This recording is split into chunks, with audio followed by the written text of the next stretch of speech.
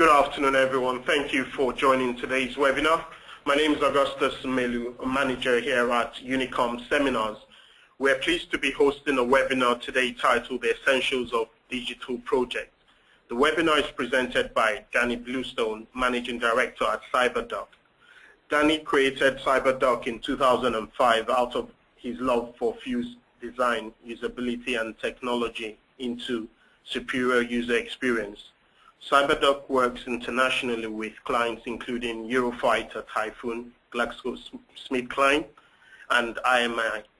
During 2013 and 2014, Danny was voted by BIMA as one of the UK's hot 100 digital professionals. He works with young communities such as Young Reward State.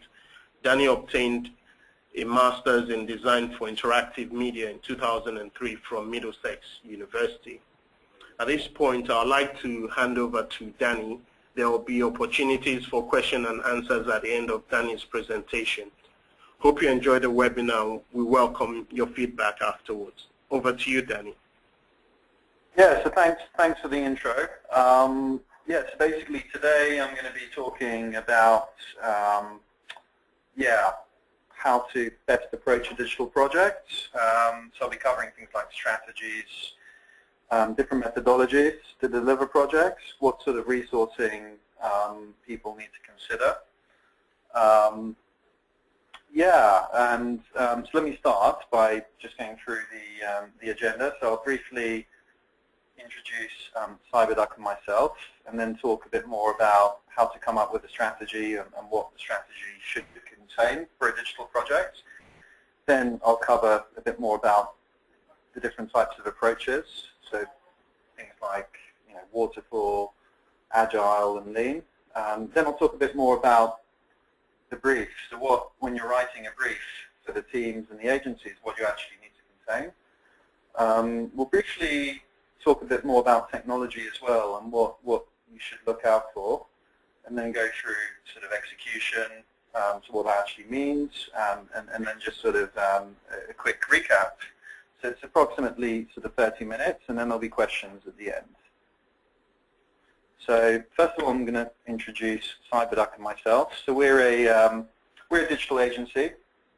So as mentioned before, I originally set the company up in 2005 because I felt that there was a need for an agency that bridges the gap between usability, user experience, creative design, amazing sort of technology and programming, and also marketing. And that's pretty much us. And obviously we've got lots of exciting clients. We've got offices in Hertfordshire and London. And today we're very much focused on a lean and agile user-centric design process. And we do, as you can see in the pictures, we do a lot of R&D, so that's research and development, some experiment with Internet of Things, as well as doing some sort of great web and branding projects as well. So first of all, I'm going to start by talking a bit more about what is a strategy. So let's dig into that. So it's essentially a high-level plan to achieve goals, especially when you're entering sort of uncharted territory or conditions of uncertainty. So some people would say that a strategy is a pattern in a stream of decisions, or you could say that a strategy is actually about shaping the future. But basically it's a plan that you need to take when you're trying to deliver and conquer new objectives. So I kind of like to see it a bit like playing chess. You never know where your next move is going to take you. So therefore, if you have a strategy from the beginning, it can really help. And Reid Hoffman, who basically created LinkedIn many years ago, he said that a digital business needs quite a few different innovations to succeed in today's world. And that's true no matter what sort of sector or product you're going to create. You really need to have certain innovations. So one of them is basically the product has to be unique. So with LinkedIn, it's become so successful because it's pretty much the #1 portal today to connect, source, and engage with other professionals. And it's basically, it's ubiquitous. And what I mean by that is it's available anywhere. So it's whether you're on, your desktop computer at home or your iPad or your mobile phone, or even receiving emails, you're constantly being drawn into the products. And that's what I mean by being unique. Also, the great thing about LinkedIn, and obviously there's lots of other examples of websites that do, the same sort of thing, but shareability. So essentially what this means is the viral factor of the website and the fact that you can share content so easily.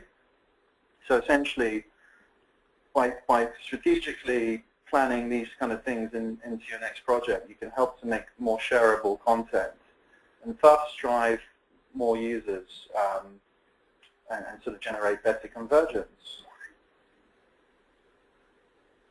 So with LinkedIn, and obviously there's lots of other great examples, like Facebook and many other sort of social networks, distribution is another thing that you should think about in your strategy, where you can easily connect the website or application to other sort of address books that you might have or the user might have. So for example, Gmail and Hotmail and even sort of emails.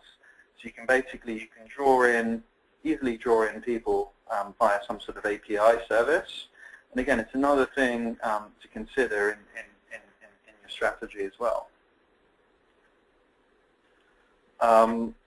So the other thing, though, about strategies is you've got to be not only innovative, but also adaptive.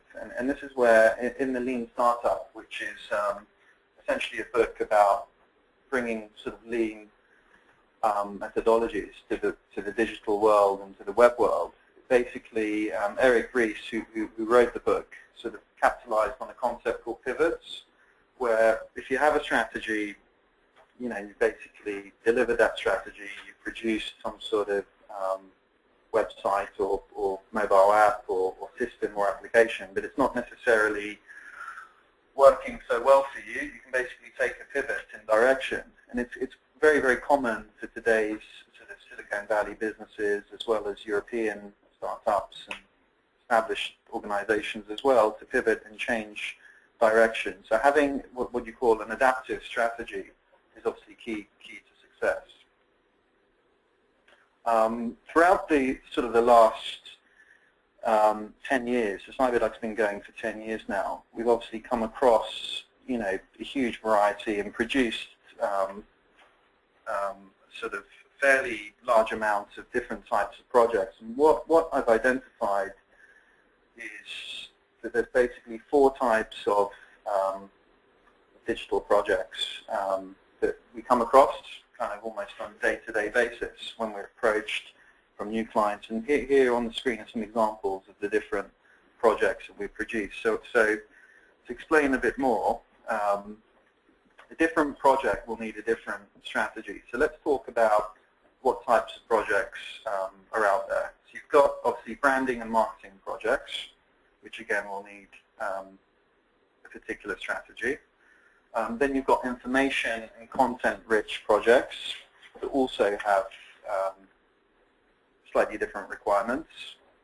Functional systems and Internet of Things sort of applications, that could be anything from creating an HR system or an educational learning game, all the way to connecting something with the Internet of Things, so for example with a smartwatch or some sort of sensor like what Nest are doing, the company that do the smoke alarms. So that's another type of project. And then you've got combination or combos. So basically these are projects that combine at least 2 of the above. And in reality, so for example, if you're creating a corporate website, you'll find that there'll be branding and marketing aspects of that project. And there'll also be information architecture challenges as well within that project. So you're combining sort of things like branding and marketing with information design, and then obviously functionality, features, and things like that. So the reality is most of the projects will have at least some of the above. So how do we best approach projects like that, and what are the sort of different methodologies that we can apply to project management and project delivery to deliver your strategic vision. So the first thing that's important to mention is that, this is MacGyver, and he was one of my biggest heroes of the 1980s in movies. But heroes only live in movies, so you've got to really be realistic about what you can deliver, no matter what sort of approach you take from the very beginning. Yeah, and obviously we've all seen people trying to overcommit and over-deliver. And if you don't have a clear strategy and a sensible approach, you're not going to do that. And to give you an analogy, to go about sort of to deliver sort of a strategy without an experienced team and without being realistic, it's like getting Keanu Reeves to play Albert Einstein in a movie. It's just never going to work. So the help is here, and there are different approaches to help you to deliver and execute your strategy correctly. So one of the most popular approaches that has emerged recently is called Agile. So basically, Agile, again, it was around 2002 when a whole bunch of software professionals got together in a mountain in the US, and they came up with something called the Agile Manifesto, which is all about sort of releasing sprints every 2 to 3 weeks, and they include quality assurance built in. They include little to no documentation, and generally a self-managing team with either an external or an internal product owner and someone called a scrum master, who essentially is the voice of the team. But essentially here, instead of, as opposed to like waterfall, the planning is done within each sprint via user stories. So it's a very popular method now. Agile software development and Scrum is really popular with software development, with more and more sort of people who are looking to develop products in-house, especially looking at Agile and Scrum as a way forward.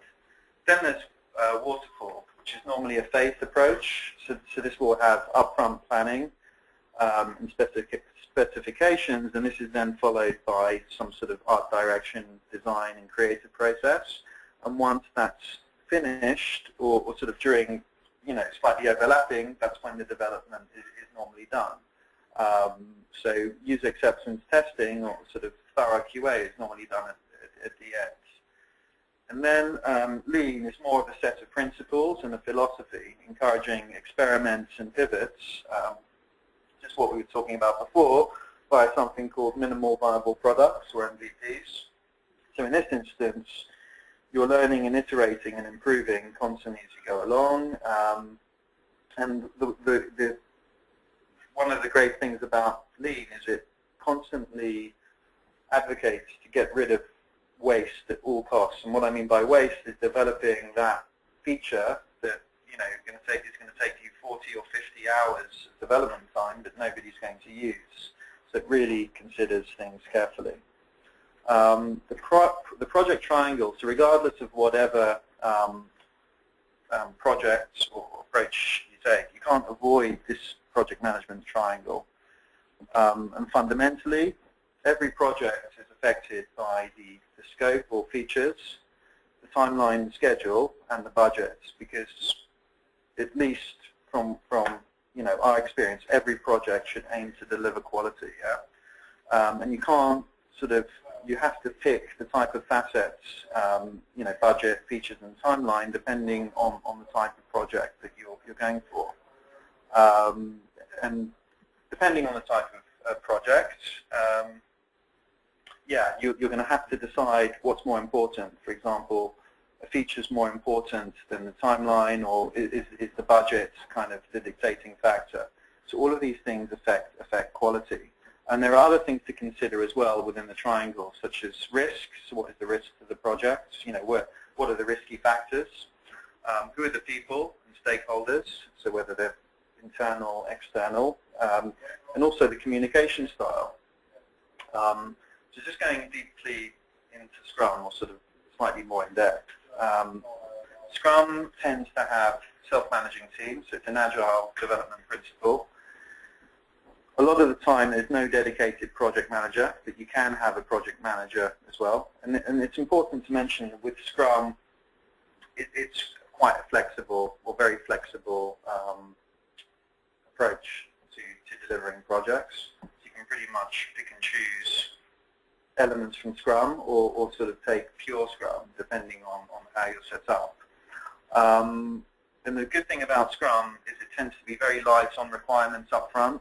So you very rarely, so let's say if you were to go out there now and sign a contract with some sort of digital agency or software development house, you would very rarely stick to the original contract or an agreed plan, because within every sprint when you release features, as you can see sort of here, you're constantly sort of replanning your next sprint at the beginning of the sprint, so you're changing the plan based on sort of what you call use cases and user stories and things like that. And the good thing about Scrum as well is within each sprint you're encouraged to basically do testing, and this is where they have the concept of done, as opposed to the team saying that it's something is done. It's basically done, which means it's really been tested thoroughly. One of the other great things about Scrum, sort of besides the user stories, are the daily Scrum stand-up meetings, as well as sprint planning and the shows and tells. So at the end of each sprint, you would have what you call a show and tell session as well. The next sort of approach, which is probably the most popular one, is something called waterfall. And this type of waterfall diagram that you're seeing here is more modern, in a sense where things are overlapping. So you've got sort of a requirement gathering phase, and then the UX phase is kind of starting during that particular phase, with development and QA sort of starting over here. So again, this is all very flexible, and it can work great for certain types of projects where, you know, there's less risk and you kind of know what you want from the beginning because you've done loads of research. And there's lots of other reasons why you would pick a waterfall model. But essentially it's very linear, it's easy to understand, it provides identifiable milestones in the development progress.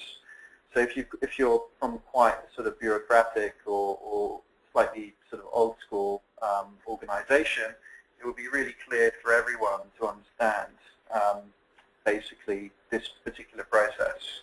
It's much sort of easier to understand than, let's say, something like Scrum is, and it's probably easier to implement as well because you'll need sort of less training. And then there's Lean. So Lean basically, it borrows agile aspects and some aspects from waterfall as well. It tends to have a research phase up front where typically a UX team would come in to help do some research, some learning, and then it's basically it's about taking sort of the ideas, building them, putting them into code, measuring the success, obtaining the data, learning, and basically going around in some sort of loop. The great thing about Lean is the goal is to really come up with a hypothesis and then develop that hypothesis, but then basically pivot if things don't go very well. So basically constantly pivot and change your hypothesis depending on sort of conversions and things like that. So yeah, and it's very easy to sort of take and adopt Lean principles very easily.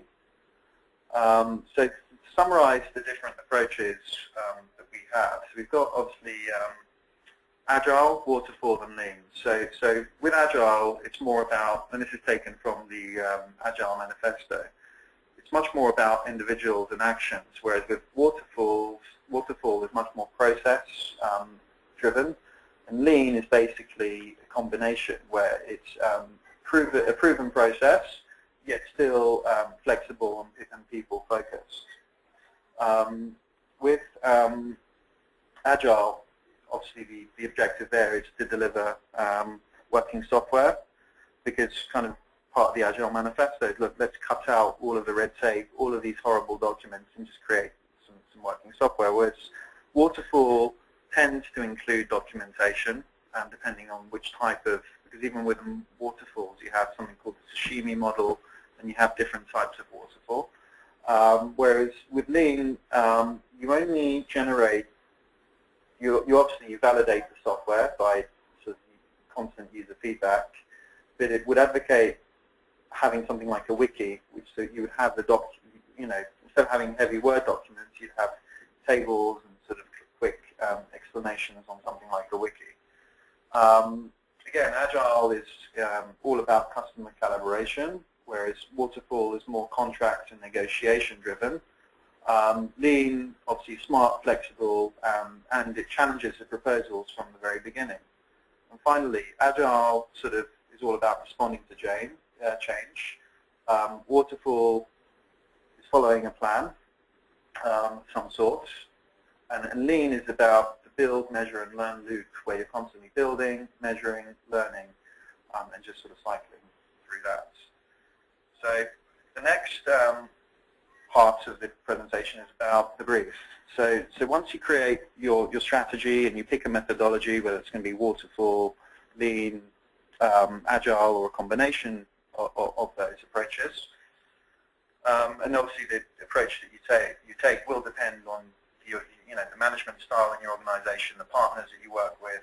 It's then time to move over to the creative and technical brief. So in short, keep it brief. We've all seen briefs that are 90-page Word documents, and they're not very helpful.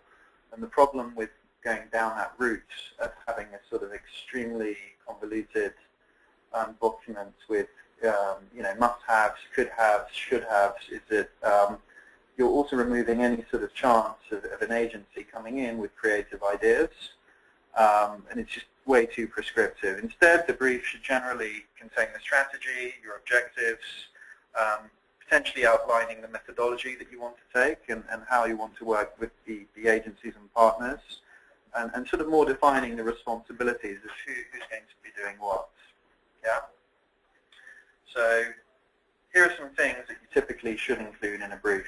So first of all, the outline of your strategy. So, that strategy we were talking about earlier, reference to your original strategy. You don't have to copy and paste it into the brief. You can just have sort of a summary with a link to read more. Basically the approach, so what type of approach you're going to take, and sort of methodology as well.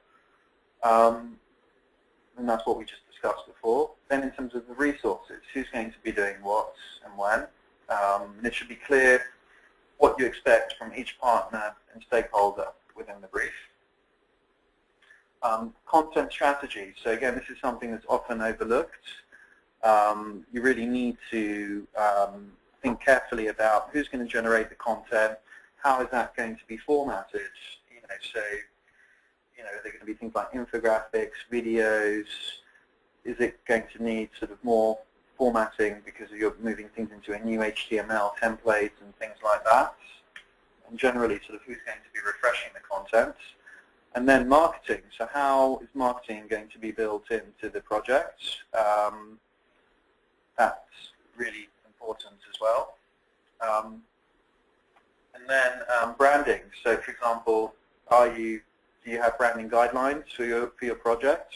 If so, are they scalable? If the branding guidelines only refer to a corporate brochure and a pop-up stand, as an example, is it going to support a new campaign that you're running and developing mobile apps for? Is there going to be the right type of messaging in the brief from the beginning?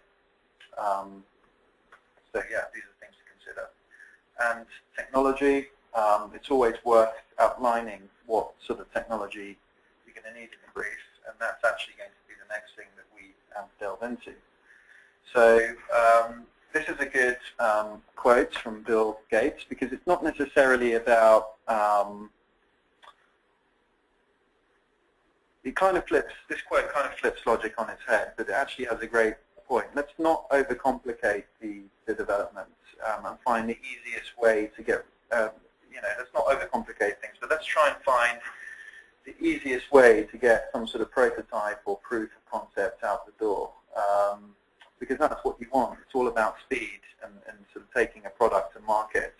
Saying that, there's obviously a caveat. Let's not compromise the quality of our code as well. But let's try and find sort of great frameworks out there where even a lazy person can come in and just find an easy way to do it. So here are some technology considerations. So obviously touch points. So based on what I mean by touch points, so that could be a mobile app, for example, is a channel and it's a touch point. Yeah, a website is another touch point. When someone's coming to a conference and visiting you, that's a touch point. And when they're picking up a brochure or registering on a kiosk, that's another touch point. When they're receiving an email with some sort of PDF or message about your brand, that's another touch point. So you need to carefully select the right technology and make sure that it's scalable as well, depending on all of these touch points and the amount of visitors and downloads that you're going to get for each. What we recommend at CyberDuck is using an MVC framework. So essentially, it's more for the techies out there, but it's essentially a model view controller sort of logic where the model is within the code is managing the data and the business logic. The view is essentially what the user sees, and the controller is when there's input into the sort of application, basically. So the reason why it's important is because there's quite a lot of brands out there that are using frameworks that are non-MVC kind of, and that just means that they're going to end up with a much more costly technology to maintain in the long term. It's also, sometimes it's worth picking a platform, so for example, like WordPress or Magento, if all you need is a really simple content-managed website or e-commerce website, so you don't even necessarily need to go down the framework route, but it all depends on what it is you actually need. And another important note is basically test-driven development. So basically what that means is thinking about QA from the very beginning and writing sort of test scripts and unit tests up front, so the developers are actually building in testing into the application before they even start developing the features, which is a really great way to work. And then the final tip here is something called bundled releases. So this comes from continuous integration, where software releases are basically scheduled for every 2 weeks, and this way the entire team can be on track to test all together. So we're coming towards sort of the end of the presentation now.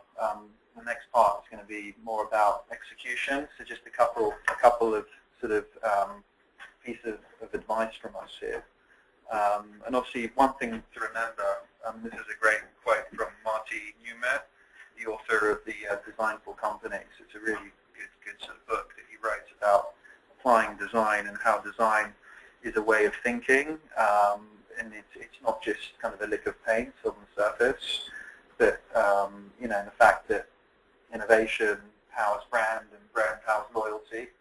So it's really important stuff. But basically, regardless of what sort of approach you take, user-centered design is a great way to make sure that all your decisions, and we at CyberDuck are absolutely massive on user-centered design, because it means that all decisions are based on real users. What we generally do is get personas created up front and verify that these key personas or key people that who are the key audience of the project are basically verified with real people. You should also, throughout the project, make sure that you're using design heuristics. So there's various kind of heuristics that have been written by the likes of Jacob Nielsen and Bruce Togazzini and Brian Schneiderman, which are basically golden rules of sort of design and really important stuff. The other thing is make sure that the team you pick for the project is sort of cross-disciplinary. So what I mean by that is it's a mixture of creatives, techies, marketeers, analysts who all sort of work together and constantly challenge each other. And what the team should do is have regular sort of show and tells, to regularly present the weekly process and have sort of presentations to update everyone. And then on this note, we at CyberDuck use tools like Jira to manage sort of issues and sort of change requests. We generally use Basecamp for client communication as well, because it's a really good tool for that. And then we use Trello as a sort of lean board. So just to quickly recap on sort of 30 minutes. So with the strategy, stick to your strategy, but ensure it's lean and adaptable, and use sort of pivots when you need to. Feel free, with the methodology, feel free to pick and choose an approach that suits your type of project and organizational setup. And a great agency will always be able to advise you on the type of approach to take. And then make sure that the brief is really concise. You know, it doesn't need to be more than anything from 2 to 4 pages would be fine, 5 maximum. But make sure that it highlights sort of the goals of the project and KPIs. And then remember that your experience, it needs to be rigorously tested with real humans before you press the go live button. So that, you know, if there's one thing that you should take away today, it's that. It's constant usability testing and sort of customer feedback, focus groups will really help you to deliver for your customers. And then putting it all together. So your project will consist of branding, technology and marketing elements, and your job is essentially, or the team's job, is to gel it all together and make the branding, the technology and the marketing just work, you know, in harmony together.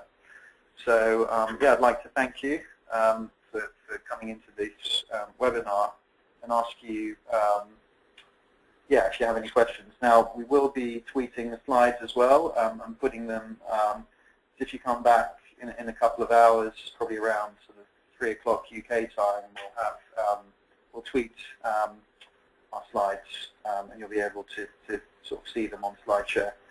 In the meantime, I'd love to take any sort of questions, like how, for example, you're going about your sort of current project.